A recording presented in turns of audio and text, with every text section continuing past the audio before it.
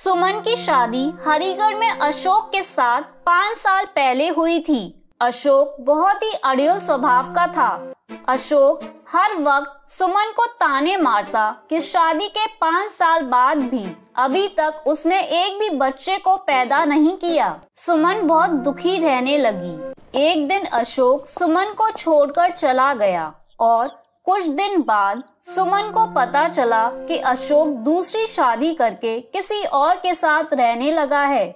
सुमन को कुछ समझ नहीं आया कि इतना बड़ा दुख का बोझ लेकर वो अपनी माँ के पास कैसे जाए, क्योंकि उसकी बूढ़ी माँ पहले से ही बीमार रहती थी।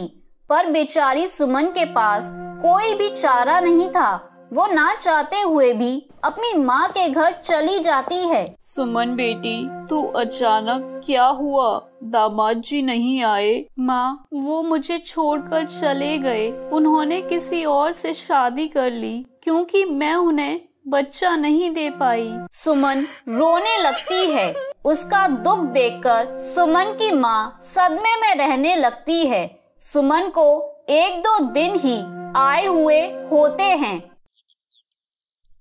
अचानक एक दिन काम करते हुए सुमन बेहोश होकर गिर जाती है। सुमन की माँ बराबर में रहने वाले वैद्य को बुलाकर लाती है। आपकी बेटी माँ बनने वाली है, ये पेट से है। क्या वैद्य जी, मेरी बेटी माँ बनने वाली है? सुमन, तू माँ बनने वाली है बेटा।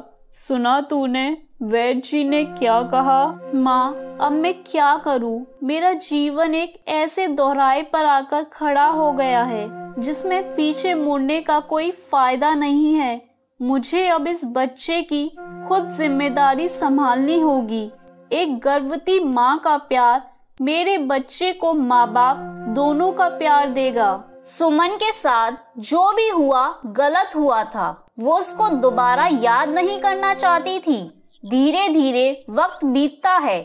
सुमन को पैसों की जरूरत थी, इसलिए वो घरों में साफ सफाई का काम करने लगती है। सारा दिन घरों में काम करके वो थकी हारी घर लौटती थी। गर्भवती होने के कारण उससे काम करने में तकलीफ होती थी, पर उसे अपने बच्चे के लिए मेहनत करनी थी। 9 महीने बाद सुमन एक बेटे को जन्म देती है। बेटे को देखकर सुमन की आंखों में खुशी के आंसू आ जाते हैं। बेटे के होने से सुमन को जीने का सहारा मिल जाता है, पर सुमन की माँ उम्र और बीमारी के चलते बेटी का साथ नहीं निभा पाती। सुमन की माँ का देहांत हो जाता है। सुमन माँ के बिना अधूरी हो गई थी। सुमन ने दोबारा से काम पर जाना शुरू कर दिया। अब वो अपने बेटे सौरभ को भी काम पर साथ ही लेकर जाती थी। एक दिन, सुमन, तुम एक छोटे बच्चे को लेकर काम पर आती हो। सारा ध्यान तो तुम्हारा इसी की देखभाल में लगा रहता है। ऐसे तो तुम कोई भी काम ठीक से नहीं कर पाओगी। तुम अपना हिसाब कर लो, कल से काम पर मत आना। अब मैं क्या करूं? मेरे सारे घर धीरे धीरे छूट गए, पैसे भी खत्म हो गए।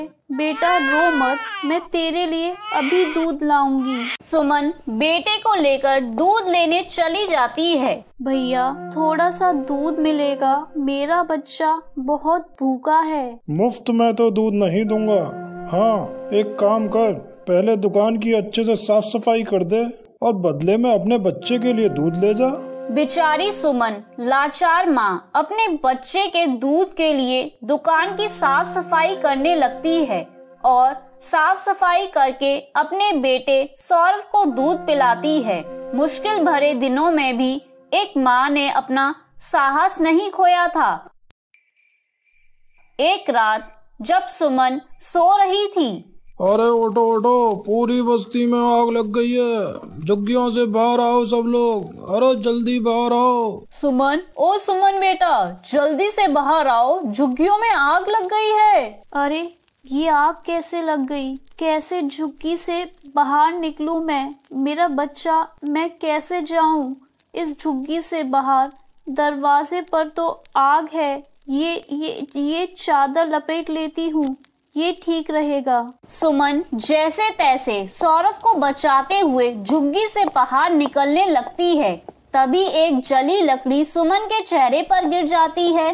सुमन अपनी परवाह किए बिना सौरभ को आग से बचाकर बाहर सुरक्षित ले आती है, पर सुमन का मुंह पूरी तरह बेकार हो चुका था। सुमन के पास इतने पैसे नहीं थे कि वो अपने चेहरे का इलाज करवा पाए, इसलिए उसका चेहरा दिखने में डरावना हो जाता है। पर सुमन इस बात की बिल्कुल परवाह नहीं करती। उसे यही सुकून होता है कि उसने अपने बेटे की जान बचा ली और ऊपर वाले की कृपा से उसके बेटे को कोई नुकसान नहीं पहुंचता।